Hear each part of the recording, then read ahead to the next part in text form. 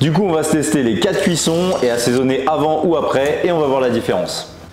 La cuisson de la viande. On y revient souvent dans les commentaires. Personne n'est jamais content. Du bleu, du saignant, du à point. Faites la cuisson que vous voulez. Mais aujourd'hui, on va toutes les voir. Allez, c'est parti. Pour commencer, on va se détailler des morceaux de viande. Donc là, on a un train d'entrecôte, c'est-à-dire un train de côte sans les os. On va pouvoir se détailler des belles entrecôtes. Mais d'abord, on va retirer un petit peu de merde là. On vient parer notre train d'entrecôte. On vient retirer tout ce qui est nerf, un peu trop de gras et tout ce qui pourrait nous gêner à la mâche. Une fois que c'est fait, plus qu'à se tailler des belles entrecôtes de 250 grammes et on part.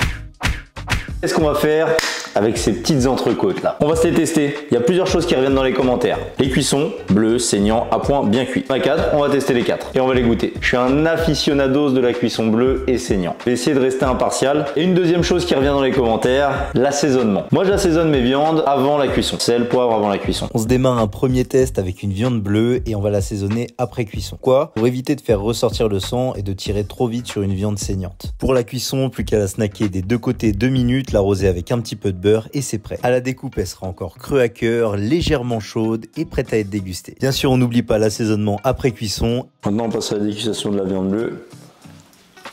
Tellement un régal. Et l'assaisonnement après cuisson, c'est pas mal. Ça manque de sel qui est incorporé à la viande. C'est la seule chose qui est dommage. Mais du coup, il manque cette croûte. Et cette croûte, on va la retrouver dans celle qu'on va faire saignante. Alors comment on va la faire cette croûte? Eh ben c'est simple, avec l'assaisonnement avant cuisson, on va faire sortir légèrement le sang, ce qui va provoquer une rapide caramélisation des sucres contenus dans le sang de la viande. Les sucres, c'est les sucres contenus dans le sang de la viande qui ont caramélisé au fond de la poêle et sur la surface de la viande. Pour la cuisson, on va d'abord snacker avec de l'huile de pépin de raisin qui est une huile neutre. Et après avoir retourné la viande, on va pouvoir ajouter une belle noix de beurre et arroser notre viande pour qu'elle soit chaude à cœur. Le moment de la découpe est assez parlant, vous pouvez voir par son auréole autour de la viande rouge que la cuisson est homogène, pas besoin d'assaisonner. Maintenant on passe à la dégustation de cette magnifique viande là. Je crois que la cuisson saignante c'est... Je crois qu'en fait c'est la meilleure cuisson. Cuisson saignante c'est quand le sang commence à ressortir de la viande. Là on y était, on se rapproche quand même pas mal du bleu. Vous verrez la différence. Avec quelque chose de plus croustillant sur le tour parce qu'elle est mieux marquée. On part sur la à point.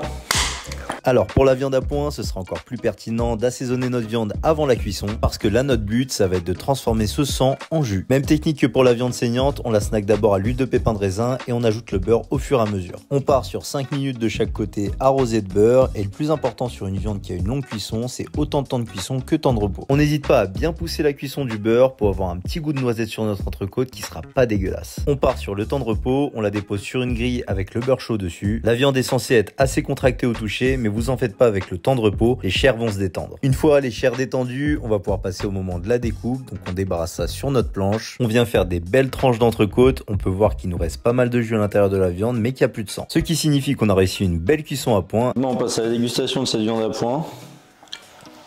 Elle a l'air divinement bonne. Je sais pas, vous voyez que assaisonner avant, bon, mais avec une viande bleue et saignante, c'est autre chose, c'est un autre univers. On enchaîne avec une viande bien cuite. En début de cuisson, tout simplement parce que ça va faire sortir le sang de la viande. En fait, le bien cuit, ce qu'on veut, c'est qu'il n'y ait plus trop de sang à l'intérieur. Avec cœur, on aura un bien cuit. Vous verrez après. Hop, ça part. Même schéma que les autres, on repart sur du snacking dans de l'huile de pépin de raisin, une huile neutre pour éviter de donner trop de goût à la viande. Surtout par exemple une huile d'olive qui, chauffée à haute température, donnerait un goût âpre à la viande. Une fois que votre viande est marquée des deux côtés, vous allez pouvoir ajouter une belle noix de beurre et l'arroser en continu tout en retournant la viande de temps en temps. A few moments later. Après 2-3 heures de cuisson, vous devriez arriver à une cuisson optimale pour le bien cuit. Évidemment, je rigole, me prenez pas au sérieux là-dessus, il y en a pour une quinzaine de minutes normalement. On peut passer directement à la découpe sans attendre trop de repos. On va pas se mentir, ça doit pas être la viande la plus goûtue du monde, mais il y a quand même pas mal de jus, donc ça devrait être pas trop sec.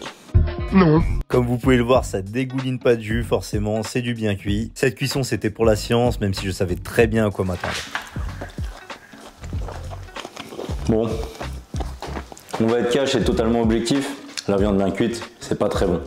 Les gens qui ont jamais mangé de viande peuvent qu'apprécier le bien cuit parce que la viande c'est bon. Les sucres sont concentrés, c'est caramélisé. C'est quelque chose de très bon et de très goûteux et qu'on a du mal à retrouver ailleurs. Mais pour quelqu'un qui a déjà mangé de la viande bleue saignante ou même à point qui est un peu tiré mais qui reste bon et quand même assez juteux, le bien cuit, c'est sec quand même. En fin de bouche, c'est sec. Sur la langue, sur le palais, ça sent, c'est sec.